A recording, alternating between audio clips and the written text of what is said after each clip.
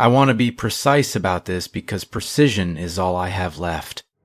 If I get the details wrong, the order, the names, the layout, then I've lost the last clean version of what happened, and I'll have nothing to check myself against. So I'm going to go slowly. I'm going to start from where I can still trust my own mind, and I'll tell you when I reach the part where I can't. My name is Dana Kershaw. I'm 34. I've been a fire safety compliance inspector for the state for 6 years. Before that, I worked for a private firm doing the same thing, walking through commercial buildings, checking extinguisher certifications, testing emergency lighting, mapping egress routes, signing off on stairwell access. It's not glamorous work. Most people don't think about stairwells at all until they need one, and by then, they're usually running. I think about stairwells constantly. I know the width requirements, the riser height limits, the handrail specs, the door swing clearances, the re-entry provisions. I know which stairwells in which buildings are used every day and which ones haven't been opened in years. I know the smell of a stairwell that gets traffic, shoe rubber, cleaning solution, the faint, warm staleness of moving bodies. And I know the smell of one that doesn't. Concrete dust, still air, a particular mineral coldness that settles into enclosed vertical spaces when no one disturbs them. The Keeler Municipal Building was a routine assignment. 12 stories built in 1981, mixed-use government offices.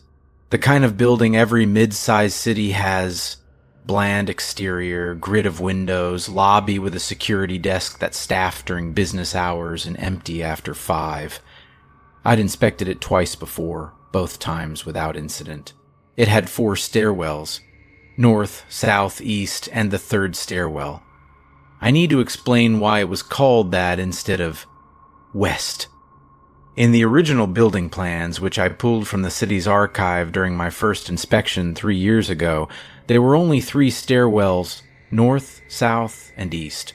The western side of the building had a freight elevator shaft and a mechanical chase, no stairwell.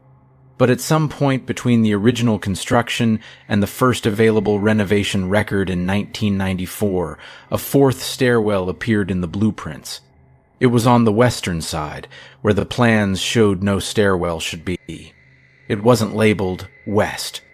It was labeled Stairwell 3 on the updated drawings, even though it was the 4th stairwell added.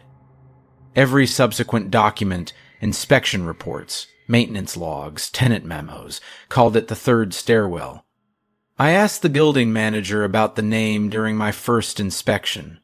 He was a man named Paulson, thick glasses, keys on a retractable clip at his belt.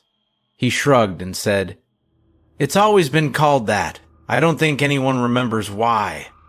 Then he said something I wrote down in my field notebook because it struck me as odd for a building manager to say about part of his own building. He said, "We don't use it much. Tenants know not to. The 3rd stairwell was compliant, technically. It met width requirements. The emergency lighting worked. The fire doors had the correct ratings. The handrails were to code. But it was different from the other 3 stairwells in ways that didn't show up in a compliance checklist. The concrete was a shade darker, as if it had been poured from a different batch or at a different time of year. The landings were slightly wider than standard, which isn't a violation but is unusual in a building where everything else was built to minimums. And it was cold. Not air-conditioned cold. The kind of cold that felt geological, like the temperature of deep ground. I signed off on it both times. There was nothing to flag. My 3rd inspection was in October. I remember because the trees along the avenue outside were turning and the lobby had that particular autumn light, low and amber through the west-facing glass. Paulson wasn't the building manager anymore. The new manager was a woman named Falk. Short hair, efficient, no small talk. She handed me the key ring and the current floor plans and told me to take as long as I needed. I did the north, south, and east stairwells first. Everything was in order. I saved the 3rd stairwell for last, not for any particular reason, just the sequence I happened to follow. I entered from the ground floor. The fire door was heavy, heavier than the others, though it was the same model. The hinges might have been tighter. Inside, the stairwell was the same as I remembered. The darker concrete, the wider landings, the cold. My footsteps sounded different in there. In the other stairwell, sound traveled upward and dissipated. In the third stairwell, sound seemed to stay at the level where it was made, as if each floor's worth of air was sealed from the ones above and below. I began the climb, checking each floor's door, each landing, each light fixture. Everything was compliant. I made notes on my tablet. Floor 2, Floor 3, Floor 4. On the 5th floor landing, I stopped to photograph a hairline crack in the wall. Not a structural concern, but I document everything. I took the photo, noted the location, and continued upward. On the 7th floor landing, I checked my watch. I'd been in the stairwell for about 40 minutes, which was normal for a 12-story climb with detailed inspection stops. I opened the 7th floor door to check its swing clearance and saw the hallway beyond. Standard government office corridor, fluorescent lights, gray carpet, a water fountain. A woman walked past without looking at me. Normal. I closed the door and continued up. 8th floor, 9th floor. On the 9th floor landing, I stopped again, this time because something felt wrong in a way I couldn't immediately name. I stood still and tried to identify it. It was the crack. The hairline crack I had photographed on the 5th floor landing was here, on the 9th floor wall, in the same position, same height, same length, same slight curve to the left at its upper end. I went to it and looked closely. It was identical. Not similar. Identical. I scrolled back through my tablet photos. The photo from the 5th floor was there. I compared it to what I was seeing. The match was exact, down to a tiny chip in the paint at the crack's lower terminus. I told myself it was a coincidence. Concrete cracks and patterns determined by the pour, the curing, the load. In a building with identical floor plates, it wasn't impossible for 2 floors to develop the same crack in the same location. Unlikely, but not impossible. I photographed it, noted the similarity, and moved on. 10th floor, 11th floor. On the 11th floor landing, there was a pen on the ground. A black ballpoint, generic, the kind you find in office supply cups. Nothing notable about it except that I was certain, not vaguely but specifically and physically certain, that I had seen the same pen on a landing below. I couldn't remember which floor. I could picture it clearly, the pen lying at the same angle against the same wall, but the floor number was gone. It was as if someone had removed one card from a sequence, and I could feel the gap, but couldn't see what had been there. I picked up the pen and put it in my jacket pocket. I finished the inspection at the 12th floor and exited into the hallway. I found Falk at the management office and returned the keys. She asked if everything was in order. I said yes, with one note about the cracking. She nodded and signed the inspection acknowledgement form. I drove home that evening and typed up my report. When I got to the section about the third stairwell, I opened my tablet photos to reference them, and I noticed something that made me sit very still. I had 31 photos from the third stairwell. I always take roughly the same number of photos per stairwell in a building this size, around 25 to 30. But when I scrolled through them, I counted photos from floors 1 through 5, then 7 through 12. There were no photos from the 6th floor. None. Not a door photo, not a lighting photo, not a landing overview. My notes on the tablet were the same entries for every floor except 6. I had no memory of skipping the 6th floor.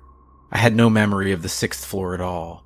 When I tried to think about what I'd seen between the 5th floor landing and the 7th floor landing, there was nothing. Not blackness, not confusion, just an absence. The way you don't remember the individual steps of brushing your teeth. The action had no residue. I finished the report and submitted it. I noted the cracking and recommended monitoring. I did not mention the missing floor.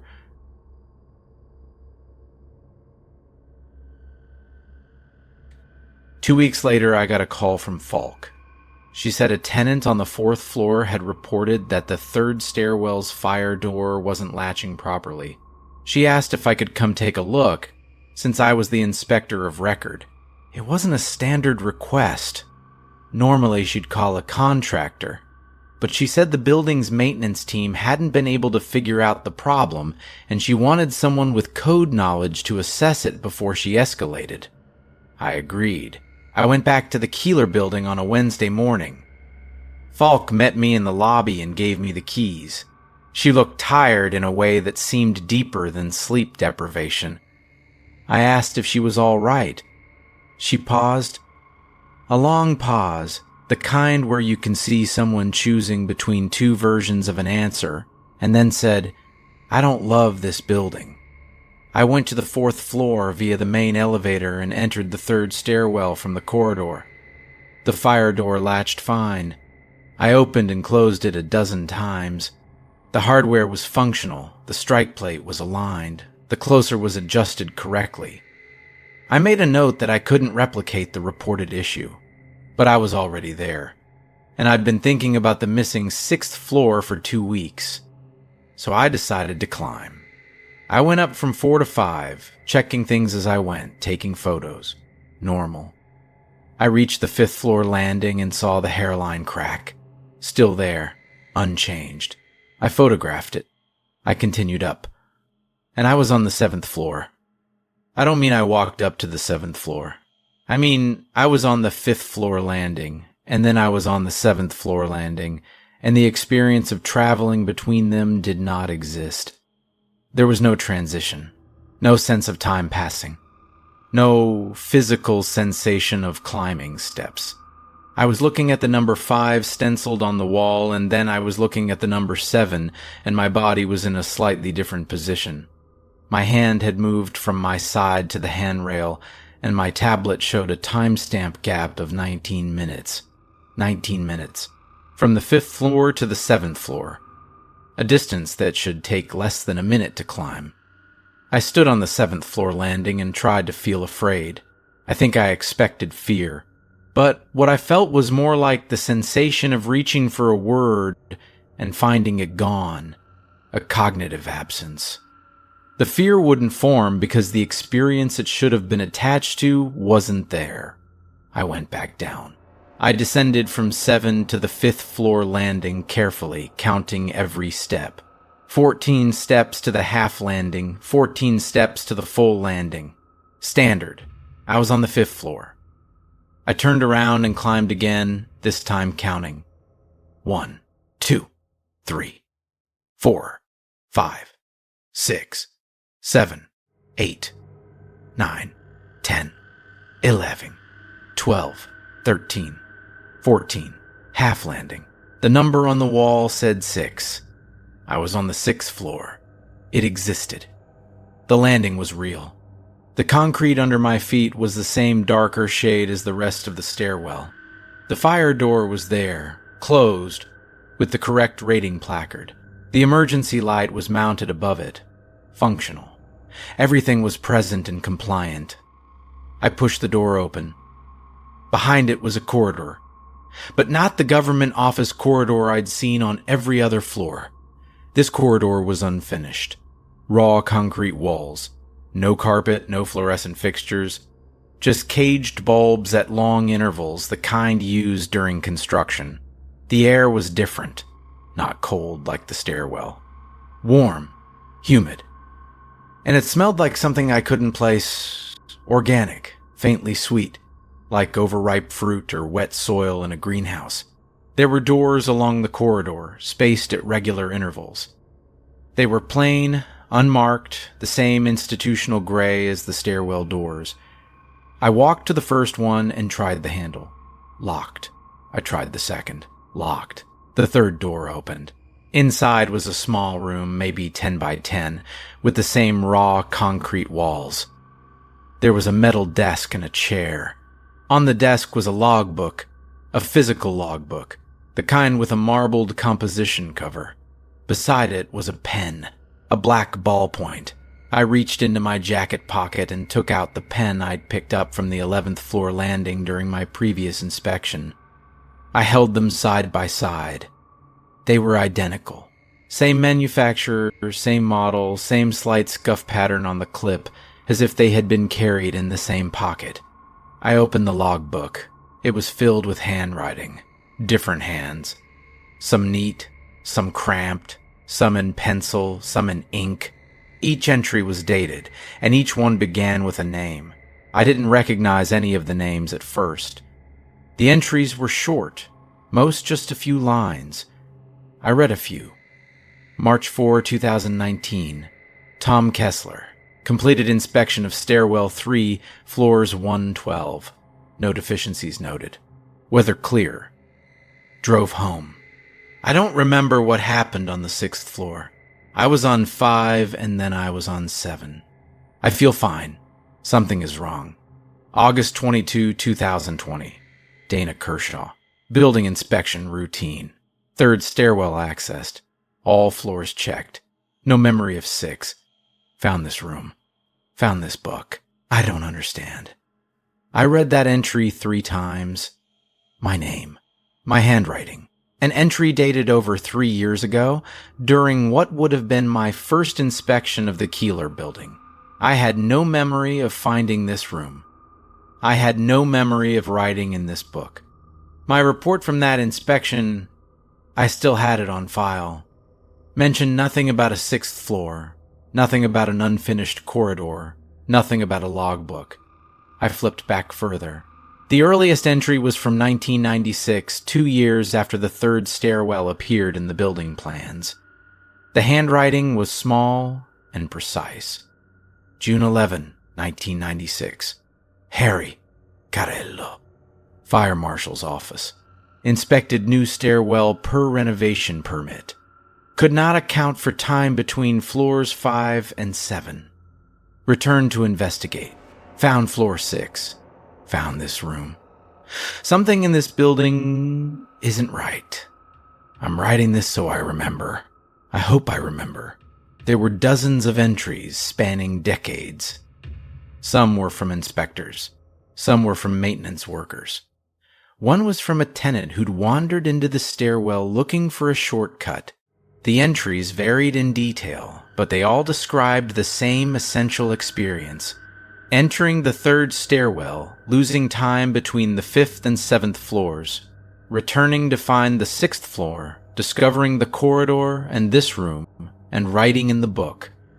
And several of the entries were written by the same people multiple times.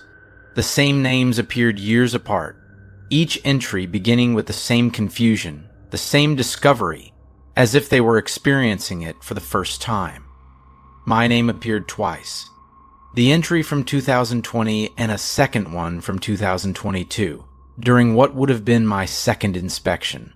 In the 2022 entry, I'd written, "I've been here before. The previous entry is mine. I don't remember writing it.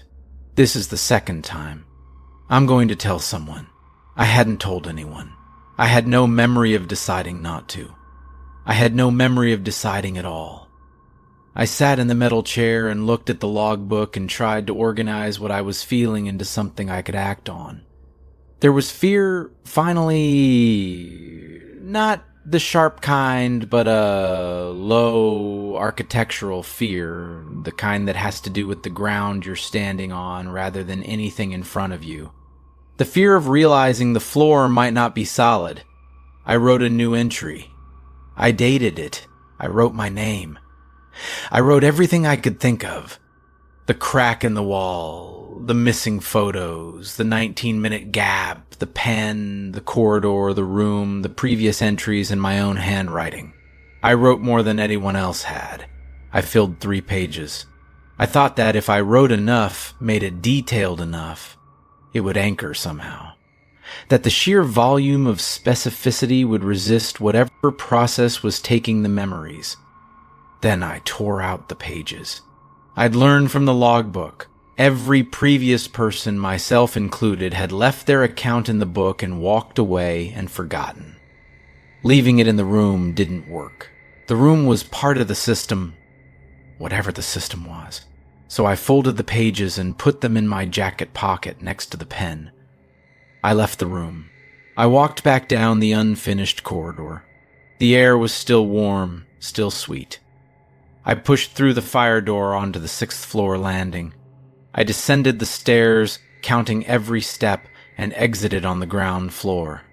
In the lobby, I returned the keys to the front desk. The security guard, a young man I hadn't seen before, looked at me and said, "You all right? You look kind of pale." I told him I was fine. "Were you in the 3rd stairwell?" I stopped. "Why do you ask?" He shrugged. "People come out of there looking like that sometimes. Like they forgot something and can't figure out what." "Do you remember her name?" "Nah. But I remember she came back the next week and didn't seem to remember being here before. I thought that was kind of weird, but I didn't say anything. Not my business." I thanked him and left. I sat in my car in the parking garage and took the folded pages out of my jacket. They were there. My handwriting was there. Everything I'd written was intact. I drove to a copy shop and made 3 photocopies. I put the original in a fireproof document sleeve I keep in my filing cabinet at home. I put 1 copy in my glove compartment. I put 1 in my desk at the office. I put 1 in an envelope and mailed it to myself. An old trick, postmark as proof of date. Then I did something I hadn't planned. I went to the state records office and pulled the inspection histories for the Keeler building.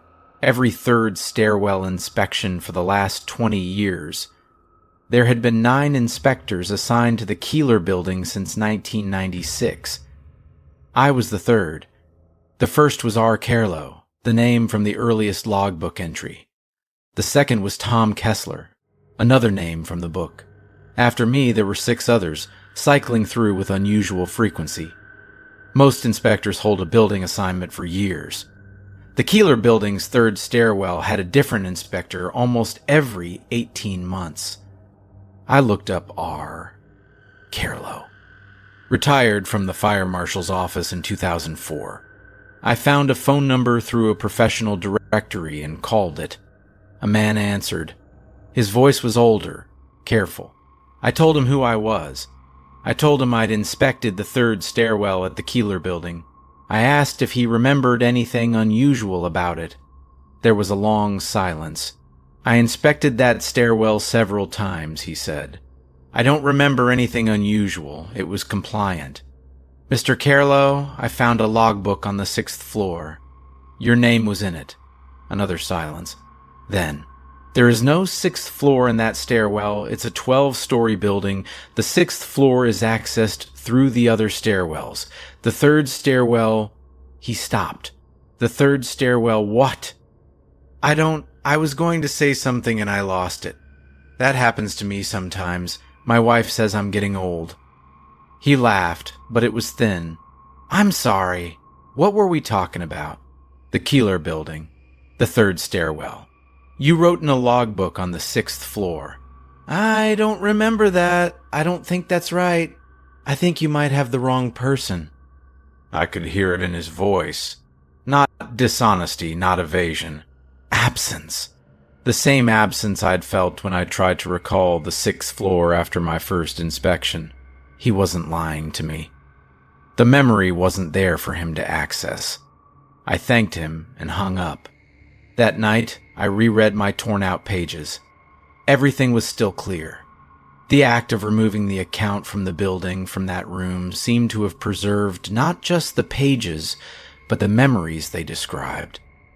I could recall the corridor, the warm air, the logbook, the entries. I could recall the feeling of reading my own handwriting from a visit I had no memory of making. But I noticed something, at the edges. Not a loss, exactly, more like a softening. The security guard's face, I'd spoken to him hours ago, and his features were already indistinct. The exact shade of the caged bulbs in the corridor was fading toward a generic dim. The sequence of doors I'd tried, first locked, second locked, third open, I believed it was correct, but I couldn't feel the handles in my hand anymore. The sensory specificity was dissolving, slowly, like salt in water that's just below temperature. I started carrying the pages with me. Every morning I read them before I left for work. I treated them like medication, something I needed to take daily to maintain function. And it worked, mostly. The core narrative stayed intact. I knew what I'd found. I knew what it meant. That the third stairwell contained something. A space, a condition, a property that erased the short-term and eventually the long-term memories of anyone who encountered it. That the logbook existed as a record of this repeated erasure, each new entry written by someone who believed they were the first to discover it, because everyone who came before had forgotten. But here's what I couldn't figure out, and what kept me awake in the weeks that followed. The stairwell was built. Someone designed it. Someone poured the concrete and hung the doors and installed the lighting. Someone created or approved the blueprints that added it to a building where it wasn't originally planned. The 1994 renovation records were signed by an architectural firm called Morrow and Lind, which I looked up. They'd gone out of business in 2003. Their principal architect, a man named Stuart Morrow, had died in 2011. The project file for the Keeler building renovation was not in the city's archive. The clerk told me it had been checked out in 2008 and never returned. There was no record of who had checked it out. I went back to the Keeler building one more time. I told myself it was to verify my findings, to make sure the 6th floor was still there, that the logbook was still there, that my experience was repeatable and not a singular aberration. I entered the 3rd stairwell from the ground floor. I climbed, counting every step. 5th floor landing. I continued counting. I was on the 7th floor landing. The 6th floor was gone. The step count was wrong. I'd counted the right number of steps for 1 floor, not 2, and yet I'd moved past 2 floor numbers. The experience of the 6th floor, the corridor, the room, it had happened again. I'd gone through it and come out the other side with nothing. I descended immediately. I left the building. I sat in my car and pulled out my pages. The pages were in my pocket. My handwriting was there. I read them, but there was a new line at the bottom of the 3rd page that I hadn't written. I know I hadn't written it because it wasn't my handwriting. It was smaller, neater, and it was in pencil, not pen. It said, "You took the pages." That was new. But you came back. They always come back. The stairwell is patient. I stared at it for a long time. The handwriting didn't match any of the entries I'd seen in the logbook. It didn't match Carlo's or Kessler's or any of the others. It was precise and unhurried, the writing of someone with a great deal of practice. I have not returned to the Keeler building. My supervisor reassigned the inspection to someone else 3 months ago. A woman named Holtz. I've never met her. I looked her up in our internal directory. She exists. She's real. She filed her inspection report for the Keeler building last month. The 3rd stairwell was compliant on all counts. No deficiencies. No notes about missing time or unfinished corridors or logbooks. I called her. I asked, casually, how the inspection went. She said it was straightforward. I asked about the 3rd stairwell specifically. Fine, she said. A little cold, but everything was to code. Did you notice anything on the 6th floor? She paused. The 6th floor? Yes, I inspected every floor. The 6th floor was fine.